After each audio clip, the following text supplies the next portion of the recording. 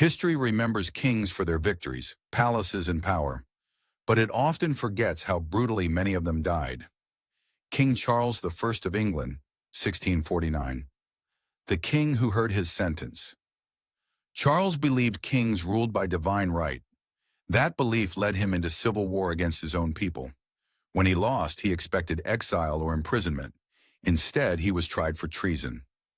On a cold January morning, Charles walked calmly to the scaffold outside Whitehall Palace. He wore two shirts so witnesses wouldn't mistake his shivering for fear. As he knelt, the executioner hesitated, then struck. The blade did not fall cleanly. It took a second blow. The crowd went silent. A king's head was lifted into the air, and for the first time in English history, the monarchy had been executed by its own subjects. Power did not protect him. Faith did not save him. King Richard III of England, 1485, buried like an animal. Richard died on the battlefield at Bosworth, fighting to the end after being surrounded. Historical evidence shows he suffered multiple skull fractures, likely while unhelmeted. But death was only the beginning of his humiliation. His naked body was slung over a horse, arms and legs dangling, and paraded through town so no one would doubt he was dead. He was buried hastily in an unmarked grave beneath a church floor, forgotten for centuries. A king reduced to bones beneath strangers' feet. King Louis XVI of France, 1993. The crowd that once loved him. Louis was not cruel, but he was weak, and weakness is fatal during revolutions.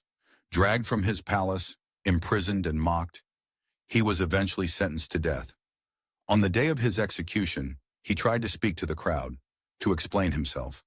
Drums drowned out his voice. The guillotine fell swiftly, but the crowd erupted, not in sorrow but in cheers. Some dipped handkerchiefs in his blood as souvenirs. The people who once bowed to him celebrated his death. King Edward II of England, 1327, a death wrapped in silence. Edward was overthrown by his wife and her lover. Officially, he died in prison of natural causes. Few believe that. Centuries of historians agree he was likely murdered in a way designed to leave no marks. Whether legend or truth, his death became a symbol of betrayal so intimate that history whispered it rather than spoke it. He was king, husband, father, and utterly alone.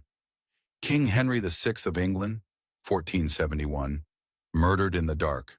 Mentally fragile and politically useless, Henry was imprisoned in the Tower of London after losing his throne. One night he simply died. No trial, no witnesses, no honor. Most historians believe he was quietly murdered on orders from the new king. His body was displayed briefly, then buried without ceremony. A king erased because he was inconvenient. The lesson history leaves behind: crowns promise glory, but they also paint targets. These kings commanded armies, owned nations, and believed themselves untouchable. Yet their deaths were public, humiliating, or deliberately hidden, proof that power does not soften death.